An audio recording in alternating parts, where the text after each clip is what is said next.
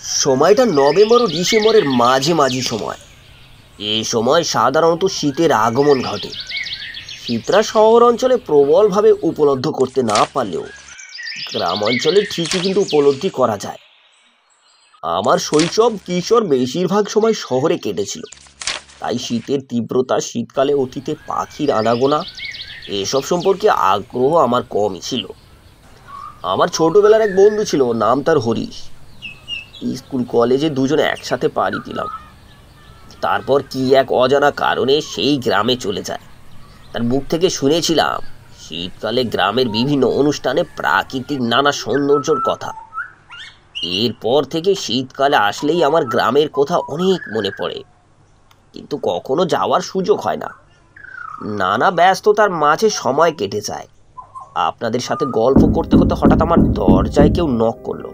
এ সময় আবার কে আসলো? এরপর দরজা খুলতে দেখতে পেলাম একজন পোস্টমাস্টার আমার জন্য চিঠি হাতে দাঁড়িয়ে আছে। প্রথমে কিছুটা অবাক হয়েছিলাম, কারণ এই আধুনিক যুগে চিঠি প্রচলন এখন নেই বললেই চলে। বিষয়টা অদ্ভুত লাগলেও পোস্টমাস্টার থেকে সাদরে চিঠি গ্রহণ করলাম। এই জিনিসটা দেখার পর আমি আরেকটু অবাক হই। তারপর নিজের বিছানায় বসে আকাশ পরিমাণ কৌতূহল নিয়ে চিঠিটা খুলতে লাগলাম। চিঠিটা খোলার পর উপরেই বড় বড় করে লেখা আমার ছোটবেলা বন্ধু হরিশের নাম। তার প্রবল আগ্রহে নিয়ে চিঠিটা পড়তে লাগলাম। প্রিয় বন্ধু, অনেকদিন হয়ে গেল তোর কোনো খবর নেই। শীতকাল আসলে তোর কথা অনেক মনে পড়ে, কারণ তুই যে গ্রাম্য শীতকাল দেখতে চেয়েছিস, আর তোর সাথে অনেকদিন যোগাযোগ নেই, কারণ গ্রামে শহরের মতো বিদ্যুৎ, ইন্টারনেট কিছুই নেই। তাই এই চিঠিটা গ্রাম থেকে 2 মাইল হেঁটে পোস্ট অফিসে জমা দিতে গেলাম। আর হ্যাঁ, গত শীতে আমার দাদু মারা গেছে, তোকে তো জানানো হয়নি। তাই গত 2 দিন পর তার মৃত্যুবার্ষিকী, তাই তোর নিমন্ত্রণ রইল। আশা করি তুই আসবি। গ্রাম্য পরিবেশ তোকে আপন করে নেবে। নিচে ঠিকানা দিয়ে দিলাম, তোর অপেক্ষায় রইলাম। ইতি হরিশ। গভীর মনোযোগ দিয়ে চিঠিটা পড়লাম। চিঠিটা পড়ে মনটা কেমন খুশি হয়ে গেল। নানান ব্যস্ততাকে বুড়ো আঙুল দিয়ে দেখিয়ে পরের দিন সকালে রওনা হলাম হরিশে মোহনপুর গ্রামের উদ্দেশ্যে।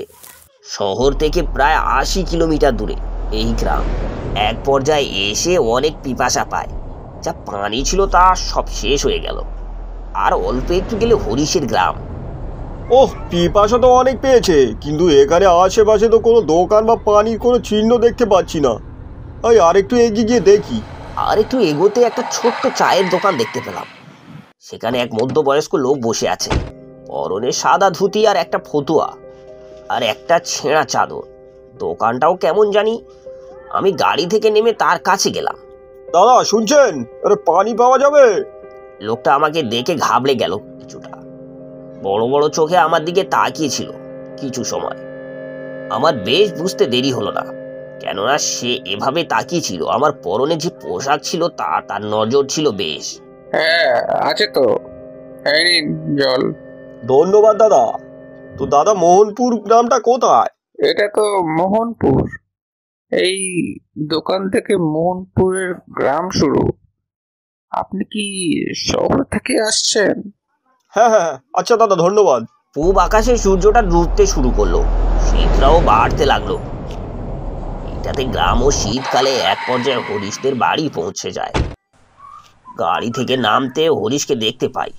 হরিশ আমাকে দেখে এক মুচকি হাসি দিল। ছেলেটা আগে থেকে অনেক শুকিয়ে গিয়েছে। আরে হৃদয়, তুই এসেছিস? তুই বলেছিস আর আমি না এসে পারি? ওহ, কি ঠান্ডা! গ্রামে এসেছিস, ঠান্ডা লাগবে না এমনটা কি হবে? হ্যাঁ হ্যাঁ, তাই তো। আয়, অনেক পথ পাড়ি দিয়ে এসেছিস, এখন একটু বিশ্রাম নিবি, চল। অতঃপর হরিশের সাথে তার বাড়িতে গেলাম। হরিশদের বাড়িটা বেশ বড়। আমাকে বাড়ির সব থেকে পশ্চিমের ঘরটা থাকতে দিল। এই ঘরটায় তুই থাকবি।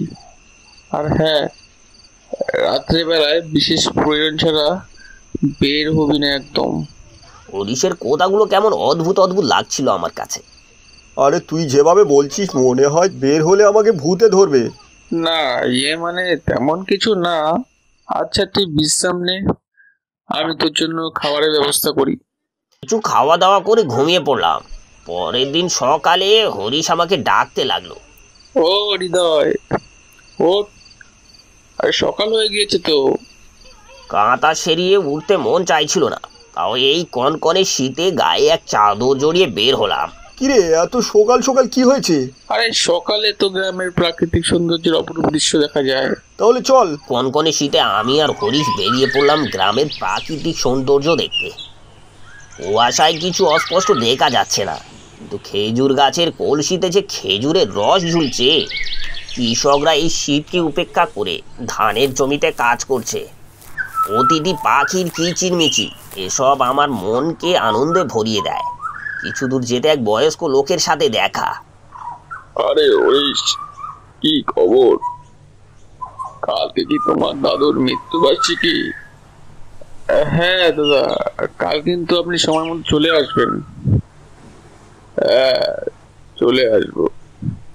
তো এখন কি তোমার দাদুর ভূত দেখা দেয় নাকি? না, মানে কি যে বলো দাদা। আচ্ছা তুমি যাও এখন, আর তোমার সাথে পরে কথা হবে। কিরে হরিশ, উনি কিসের ভূতের কথা বলছে? আরে ওসব কিছু না, আর বাদ দে তো। এরপর আমরা আবার হরিশের বাড়িতে চলে গেলাম।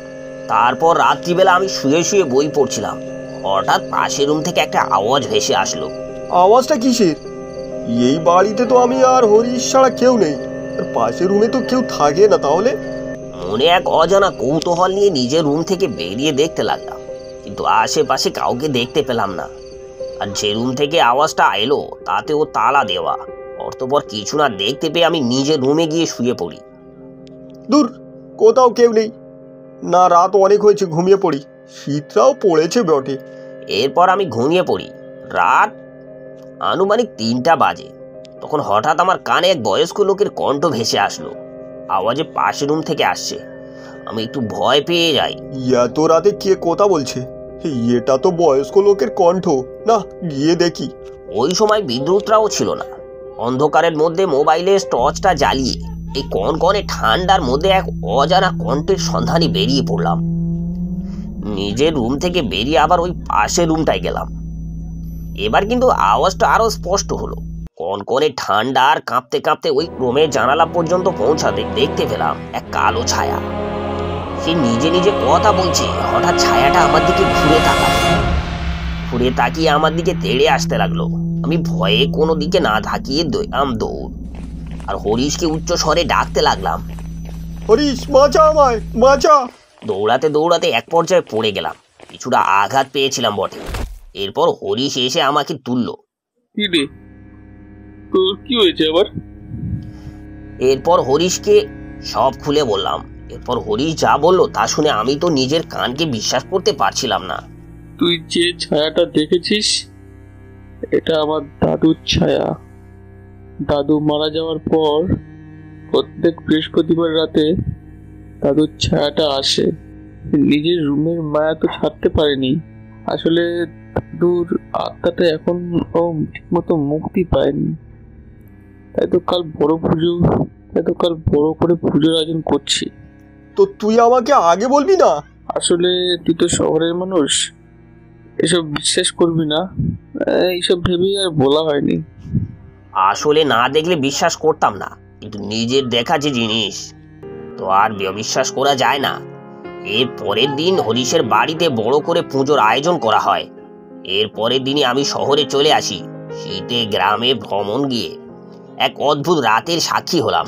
আজও ওই রাতটার কথা মনে পড়ল, আমার শরীরটা শিউরে ওঠে।